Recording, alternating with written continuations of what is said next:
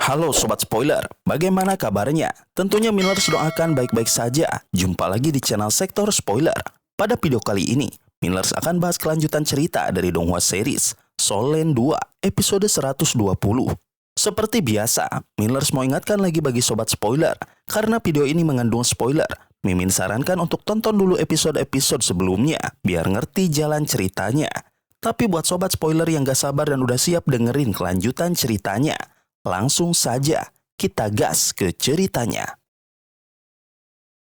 Di episode sebelumnya, perjalanan Huo Yuhao dan teman-temannya berlanjut menuju Pagoda Roh. Sesampainya di sana, mereka disambut oleh Biji, sang angsa Zamrud. Biji mengajak semuanya menuju aula utama, tempat di mana fusi roh akan dilaksanakan.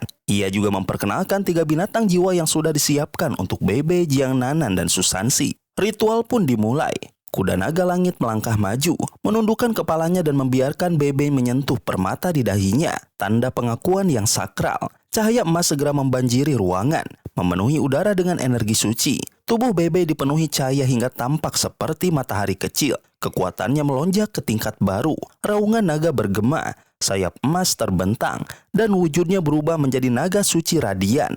Fusi itu sempurna, menandai lahirnya kekuatan baru. Saat cahaya mereda, kuda naga langit tetap hadir di sisinya, menyatu sebagai satu roh yang diberi nama naga langit, simbol kekuatan sekaligus harapan baru bagi masa depan. Jiang Nanan melangkah maju dengan tenang saat gilirannya tiba. Piton merah lunak yang menjadi pasangannya tidak menunjukkan perlawanan, malah melilit tubuhnya dengan lembut seperti pelindung. Aura merah muda menyelimuti mereka, dan tubuh Piton perlahan meleleh seperti gel agar-agar, menyatu sepenuhnya dengan Jiang Nanan.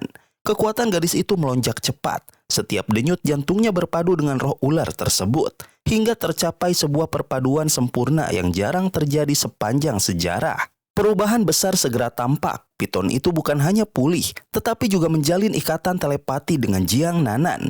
Lebih mengejutkan lagi, roh tersebut mampu menyalin keterampilan jiwa pemiliknya, termasuk salah satu teknik pamungkas. Dengan tambahan ini, Jiang Nanan seolah memiliki kehidupan kedua, membuat daya tahannya meningkat berkali lipat. Setelah Jiang Nanan berhasil, Susansi maju dengan penuh semangat. Kura-kura emas yang menjadi pasangannya bergerak tenang, memancarkan cahaya emas yang pekat dan kuat. Aura kehidupan yang meluap membuat darah Suanwu dalam tubuh Susansi semakin stabil. Seakan garis keturunannya dipulihkan. Namun, sesuatu yang mengejutkan terjadi. Bilah penjaga kehidupan milik Huo Yuhao ikut bereaksi, menyerap energi kehidupan yang melimpah itu. Roh-roh dalam tubuh Yuhao pun muncul, dikelilingi cahaya hijau seolah sedang diberi makan kekuatan baru. Namun, dari dalamnya tersisa sepotong emas kehidupan yang terjatuh dan diserap oleh bilah penjaga kehidupan milik Huo Yuhao. Belati itu berubah menjadi hijau giok hidup, memancarkan energi kehidupan yang murni. Di episode selanjutnya, perubahan bilah penjaga kehidupan itu membawa Huo Yuhao ke dalam keadaan luar biasa. Saat menyatu dengan belati barunya, ia seolah melihat dunia lain, mendengar panggilan samar yang membimbingnya menuju langit. Sesaat, semua orang merasakan bahwa ia hampir menembus batas fana dan menyentuh alam ilahi. Namun, harapan itu seketika runtuh. Aura gelap yang menakutkan mendadak menyelimuti tubuhnya. Sisi hitam muncul, dan kekuatan menindas memaksa semua orang terdiam. Sensasi agung itu pun terputus, meninggalkan kekecewaan mendalam. Semua menyadari bahwa kesempatan emas tersebut direnggut oleh satu keberadaan, Dewa Binatang di Tian. Huo Yuhao berdiri dengan tenang, senyum tipis terukir di wajahnya, namun di balik matanya tersimpan kilatan dingin. Di Tian, sang Dewa Binatang, kembali menjadi penghalang besar yang menekan jalannya.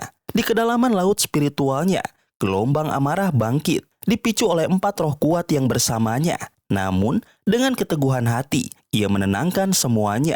Dalam kesunyian itu, tekadnya muncul. Jika kesempatan menuju langit telah datang sekali, maka akan datang lagi. Bagi Huo Yuhao, bahkan Dewa Binatang pun tidak bisa menghentikan takdir langit. Satu demi satu, roh-roh itu meneguhkan kepercayaannya.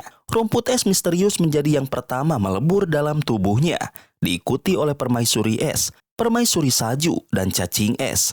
Mereka semua tahu, meski kesempatan langka itu terlewat, tekad Yuhao tetap tak tergoyahkan. Ia menyatakan bahwa solusi lain masih ada, yaitu mengalahkan di Tian sendiri. Kata-kata sederhana itu menggema bagai sumpah, mustahil bagi kebanyakan orang. Namun dari dirinya, keyakinan itu terdengar nyata. Semua kenangan pahit yang pernah ia alami menjadi fondasi tekad tersebut. Dari seorang anak malang tanpa masa depan, kini ia telah menjadi sage jiwa dengan roh bela diri kembar, pencipta pagoda roh, dan simbol kebangkitan umat manusia. Kecepatannya menapaki kultivasi sudah melampaui sejarah, namun hanya roh-roh pendampingnya yang tahu betapa besar harga yang harus ia bayar. Kehilangan, pengorbanan, dan penderitaan menempanya hingga setegar baja. Huo Yuhao bukan lagi sekedar pemuda yang rapuh. Ia telah tumbuh menjadi pohon besar yang mengakar kuat di tanah Doulou. Dengan posisinya di paviliun Dewa Laut dan perlindungan hutan bintang besar Dou, keberadaannya tak bisa diabaikan, bahkan oleh Ditian sendiri. Saat ia bersumpah akan mengalahkan Dewa Binatang suatu hari nanti, tidak ada kesombongan, hanya kesungguhan yang membuat orang lain yakin bahwa ia benar-benar akan berusaha mewujudkannya. Ketika semua roh kembali ke tubuhnya, senyum samar menghiasi wajah Yuhao. Tekadnya jelas, ia harus mengalahkan Ditian. Namun, di balik ketenangan itu, tubuhnya masih menyimpan bekas kekuatan gelap yang ditanamkan oleh Dewa Binatang. Ia menutupi kekhawatiran tersebut dengan senyum agar tidak membebani rekan-rekannya. Bagi Huo Yuhao, jalan menuju kekuatan sejati tidak lagi sekedar soal bertahan hidup. Kini, itu adalah sumpah hidupnya untuk menyingkirkan belenggu kegelapan, melindungi mereka yang ia cintai, dan suatu hari berdiri tegak di hadapan Dewa Binatang tanpa rasa takut. Bei Bei berpisah lebih dulu dan kembali ke Sekte Tang untuk mempersiapkan perjalanannya. Sementara itu, Huo Yuhao memimpin rombongan menuju garis depan Kekaisaran Bintang Luo. Susansi tampak sangat bersemangat, memamerkan kekuatan barunya setelah mendapatkan cincin jiwa 100.000 tahun dan tulang dada kura-kura emas. Sebagai seorang sage jiwa, ia kini bisa terbang bebas di udara tanpa bantuan alat. Dan tentu saja ia tidak melewatkan kesempatan untuk memamerkannya sambil menarik Jiang Nanan ikut serta. Yang lain menyusul dengan cara masing-masing. Ye Guyi dan Nan Qiu Qiu menggunakan alat jiwa tipe terbang, sementara Jing Zian dan Ji Jue Chen mengikuti dari belakang. Tang Wutong terbang cukup dekat dengan Huo Yuhao, membuatnya selalu berada dalam jangkauan penglihatannya. Ada ketegangan dan perasaan samar di antara keduanya, namun juga kehangatan yang tak terucapkan. Bagi Huo Yuhao, kebersamaan ini jauh lebih penting daripada ambisi menjadi dewa. Di sisi lain, suasana hati Nan Qiu Qiu dan Ye Guyi sedikit berbeda. Qiu Qiu tampak kesal melihat kedekatan Yuhao dan Wutong, sementara Guyi menyimpan perasaan diam-diam yang ia tahu tidak akan pernah terbalaskan. Meski sadar dirinya hanya bisa mencintai dalam diam, ia tetap merasa cukup bahagia dengan sekedar bisa melihat sosok Yuhao dari kejauhan. Perasaan itu menjadi bagian dari dirinya, meski ia pun tahu lambat laun harus belajar melepasnya. Yuhao tanpa sadar merasakan perhatian yang terus mengikutinya. Bagi dirinya, baik menatap orang yang ia cintai maupun menjadi pusat perhatian orang yang mencintainya adalah bentuk kebahagiaan sederhana. Kehadiran Wutong di sisinya membuat hatinya tenang, meski gadis itu seringkali bersikap keras kepala atau menghindar. Di balik semua itu, ia bisa merasakan kepedulian yang tulus, meski Wutong sendiri mungkin tak menyadarinya. Dalam perjalanan itu, hubungan antar anggota tim terjalin dengan cara berbeda-beda. Ada kebanggaan atas kekuatan baru, ada rasa cemburu, ada cinta yang terpendam, dan ada pula kehangatan yang samar namun nyata. Semua itu menyatu dalam keheningan terbang di langit luas, membawa mereka menuju medan yang akan menguji tekad, kekuatan, dan perasaan masing-masing. Tang Wutong mulai merasakan keanehan dalam dirinya setiap kali bersama Huo Yuhao. Sejak awal, ia menilai pemuda itu bukan orang baik. Namun, di balik semua itu, ada sesuatu yang berbeda. Huo Yuhao penuh rahasia, seakan menyimpan kisah yang terkait dengannya. Setiap kali menatap matanya, hatinya melunak, meski akalnya menolak. Ia tidak punya ingatan tentang pria itu. Tapi perasaan samar terus menghantui, membuatnya sulit mengalihkan pandangan. Perjalanan mereka menuju perbatasan Kekaisaran Bintang Luo berlangsung panjang. 2 jam terbang tanpa henti membuat mereka berhenti sejenak untuk istirahat. Susansi dan Jiang Nanan terlihat ceria, menikmati kebebasan terbang sebagai sage jiwa. Kekuatan mereka kini melonjak drastis, membuat jarak dengan Yuhao semakin mengecil. Sementara itu, Yuhao sendiri tidak mendekati Wutong. Ia sadar, sikap terlalu dekat hanya akan membuat gadis itu semakin menjauh. Ia memilih bersabar, yakin bahwa perlahan Wutong akan kembali mengingat atau bahkan jatuh cinta padanya sekali lagi.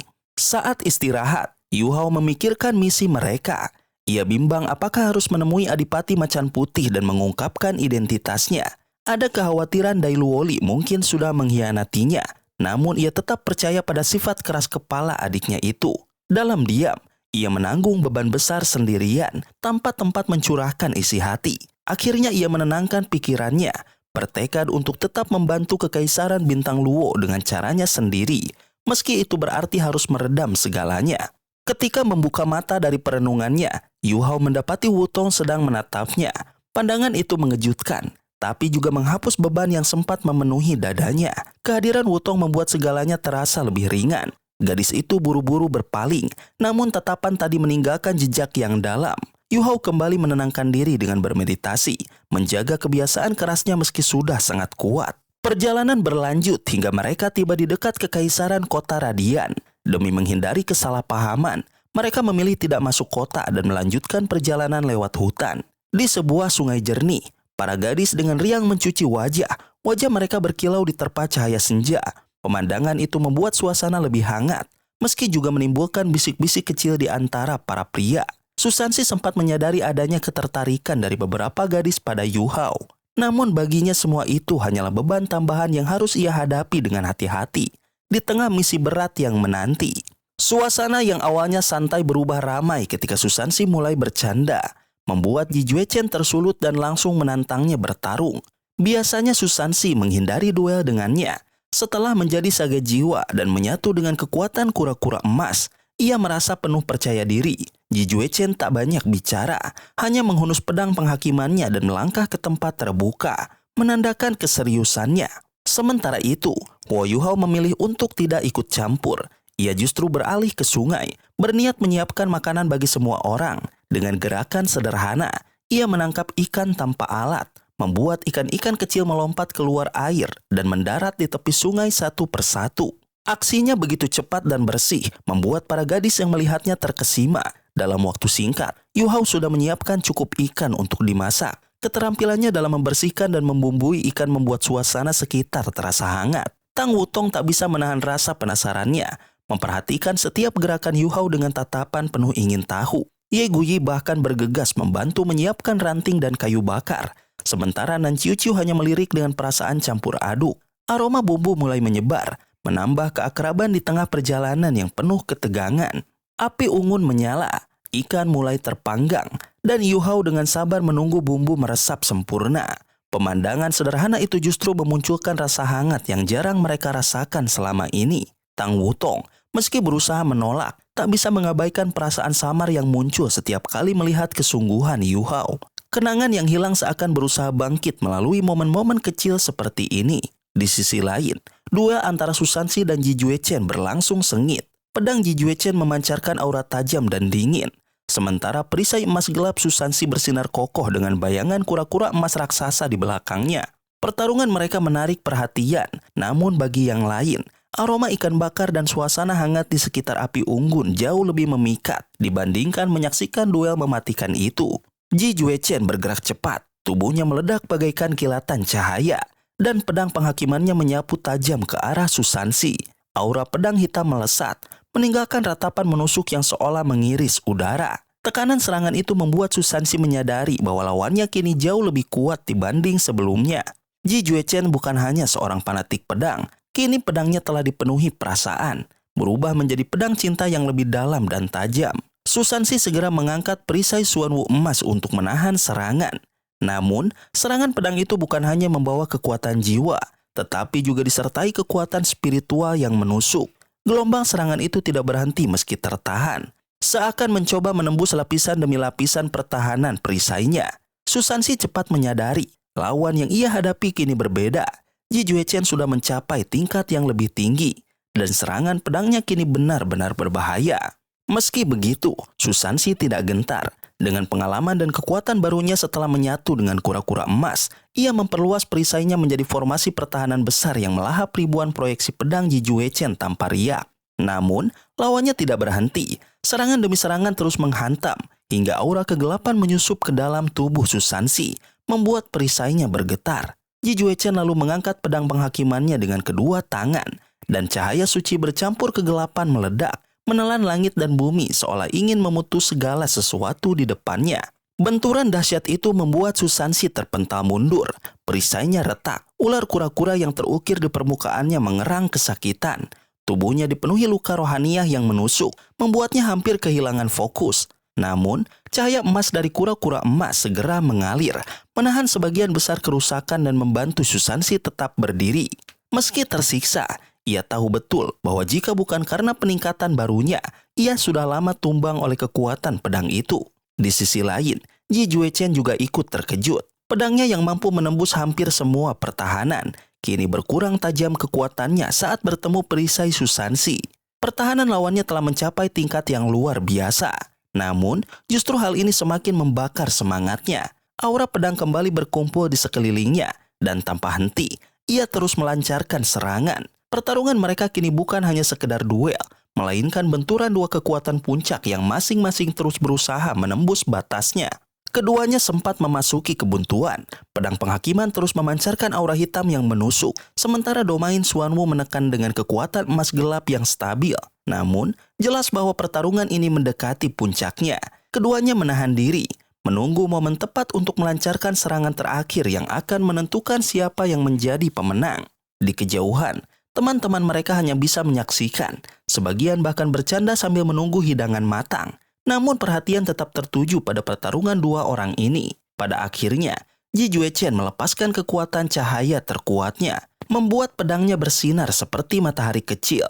Aura cahaya itu begitu kuat hingga mempengaruhi sekitarnya, bahkan menarik energi dari kekuatan jiwa suci. Domain Xuanwu Susansi pun bergetar keras, seolah siap runtuh menghadapi cahaya penentu dari pedang penghakiman Ji Juechen. Di tengah kekhawatiran semua orang, kilatan emas perlahan muncul dari sisa-sisa domain Xuanwu yang lenyap. Cahaya itu kian terang, dan Xuanwu emas menampakkan diri kembali. Kali ini lebih menakutkan dengan aura merah darah yang menyebar. Ular merah yang selalu menempel pada tubuhnya menyatu, melahirkan kekuatan baru. Serangan pamungkas, serangan kura-kura. Bola cahaya emas besar itu meluncur deras menuju Ji Juechen yang sudah kelelahan. Pedang penghakiman berusaha menahan, tapi tenaga Ji Juechen telah terkuras terlalu banyak. Ledakan serangan Susansi menghantam tanah, membuat bumi berguncang. Sungai di sisi mereka beriak, percikan api dari api unggun menyebar. Bahkan panci sup ikan terlempar ke udara. Untungnya, Huo Yuhao bergerak cepat, menangkap panci dan ikan tanpa menumpahkan setetes pun. Meski sempat kacau, suasana kembali tenang, hanya menyisakan sisa dentuman di telinga semua orang. Ji Juechen mendarat dalam wujud manusia. Wajahnya pucat namun tetap berdiri tegak. Untuk pertama kalinya, Susansi berhasil mengalahkannya. Sejak lama, Ji Juechen selalu menjadi bayang-bayang menakutkan baginya. Pedang tajam yang tak bisa ditandingi. Namun kini, dengan kekuatan Xuanwu emas yang menyatu dengannya, Susansi membalikan keadaan. Pertarungan ini menjadi bukti nyata bahwa ketekunan dan pertahanan tanpa henti bisa mengimbangi tajamnya pedang. Usai pertarungan, suasana berubah hangat. Susansi bercanda sambil membantu Yuhao menyiapkan kembali api unggun. Mereka berkumpul, menyalakan kembali suasana dengan ikan bakar yang mulai matang. Tawa riang terdengar, terutama ketika Jiang Nanan dan Nan Ciu-ciu menggoda satu sama lain. Sementara Tang Wutong yang mulai canggung perlahan mulai larut dalam kebersamaan itu.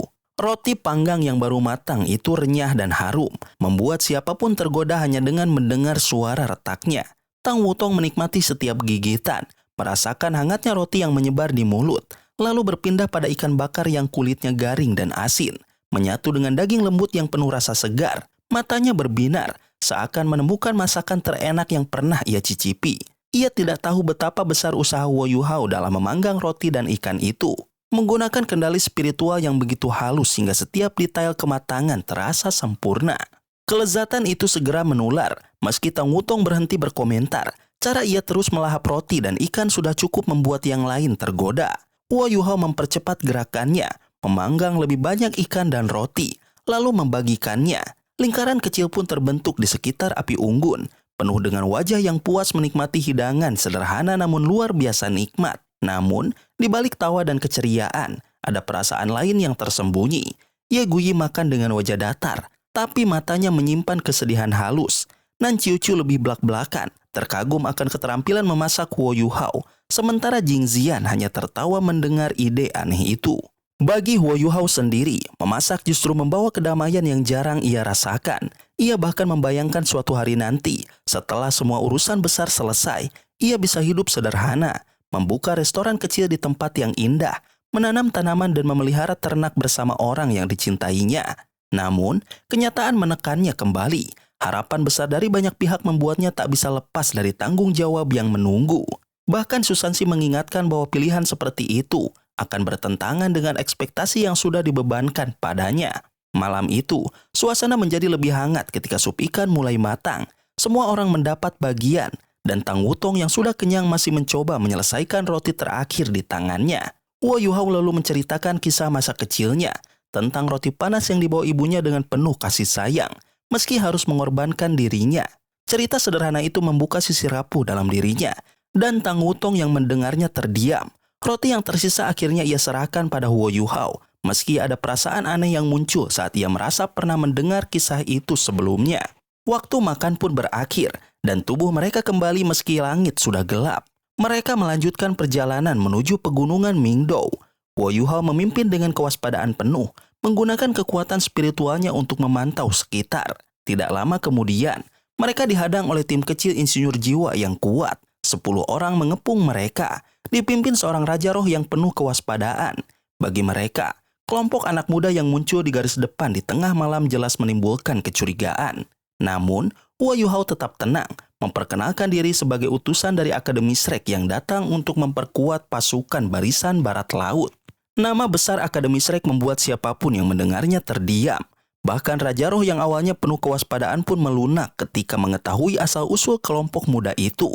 Dengan surat dari Penatua Suan sebagai bukti, Wo Yuhao dan tim akhirnya diizinkan untuk dibawa menuju markas. Meski begitu, mereka tetap diawasi ketat karena garis depan bukanlah tempat bagi sembarang orang untuk bebas masuk. Dari kejauhan, pemandangan barisan tentara lapangan Northwestern terlihat begitu megah. Saat mereka tiba di pintu masuk, prosedur keamanan dilakukan dengan ketat. Surat itu ditolak untuk dibaca sembarangan karena hanya ditujukan untuk Adipati Macan Putih. Dalam waktu singkat, laporan segera sampai kepada pihak yang lebih tinggi. Tidak lama kemudian, sosok yang datang menyambut justru mengejutkan semua orang. Putri Su Jiujiu sendiri turun tangan. Kehadiran putri kerajaan jelas bukan hal biasa. Ia didampingi oleh 2 titel Doulo, memperlihatkan betapa pentingnya kedatangan para murid Shrek. Su Jiujiu mengenali Wo Yuhao dan teringat akan keajaiban yang pernah dilihatnya sendiri. Namanya sudah dikenal di seluruh benua, baik sebagai juara turnamen maupun pendiri pagoda roh yang mengubah dunia para penguasa jiwa. Tak heran, semua master jiwa yang ikut serta langsung terkejut saat mendengar siapa dia sebenarnya.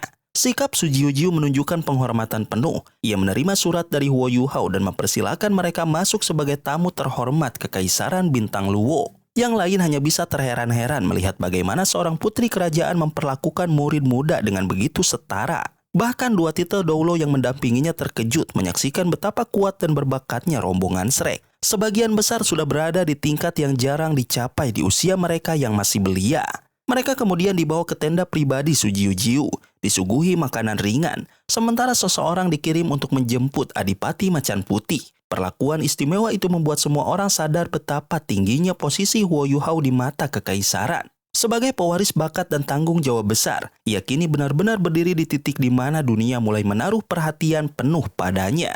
Su Jiujiu duduk di kursi utama, menjelaskan situasi perang yang semakin rumit. Serangan kekaisaran matahari bulan datang terlalu tiba-tiba. Dengan meriam jiwa kelas 9, mereka berhasil meledakkan pegunungan Mingdou dan membuka jalan, membuat semua orang mengira serangan besar akan mengarah ke kekaisaran Bintang Luo. Namun, kenyataannya berbeda. Setelah mengerahkan semua sumber daya untuk bertahan, baru kemudian diketahui bahwa target utama mereka adalah kekaisaran jiwa surgawi. Upaya untuk menembus pertahanan musuh dan membantu dari sisi lain pun gagal, meninggalkan luka mendalam bagi para prajurit, termasuk Su Jiujiu yang pernah dihantui bayangan serangan mengerikan. Kabar mengenai keadaan kekaisaran jiwa surgawi sangat minim, meskipun bantuan telah dikirim, baik dari kekaisaran Dowling maupun 2 legiun insinyur jiwa. Komunikasi tetap terputus, bahkan setelah mengirim orang, termasuk seorang titel Doulo. Mereka belum memperoleh informasi yang pasti. Situasi itu membuat kekhawatiran semakin dalam, membayangkan betapa keras serangan yang sedang menimpa negeri itu. Saat itu, kedatangan Adipati Macan Putih mengguncang suasana tenda. Ia masuk bersama 2 orang, Dai Yuheng dan Dai Luoli. Sosoknya gagah dengan baju zirah putih yang berlapis pola macan hitam. Meski peralatan itu hanya sebatas alat jiwa kelas 7, bagi seorang panglima besar, itu menunjukkan betapa tertinggalnya kekaisaran bintang Luo dalam hal teknologi jiwa. Tatapan sang adipati segera beralih pada Huo Yuhao, pemuda yang duduk di samping Su Jiujiu.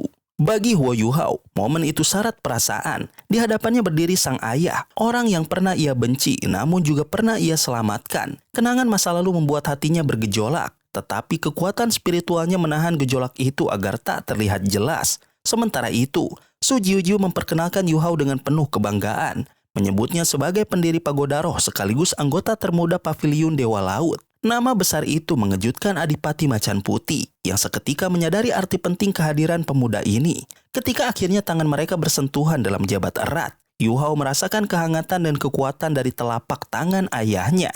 Namun, di balik itu, tersimpan luka lama yang tak pernah hilang. Kerinduan akan sosok ayah yang dulu tak pernah hadir di masa kecilnya. Meski hatinya sempat berteriak dengan pertanyaan yang tak terucap, ia memilih menahan diri. Sorot matanya yang bergetar menjadi satu-satunya tanda dari pergulatan emosional yang mendalam dalam dirinya. Sobat spoiler, itulah spoiler dari Donghua series Solen 2, episode 120.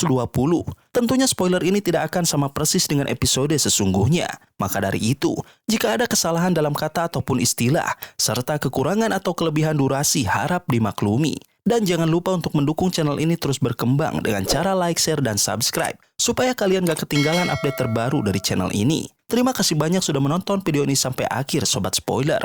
Kritik dan saran positifnya silahkan di komentar. Sampai ketemu lagi di video berikutnya. Tetap semangat dan sampai jumpa.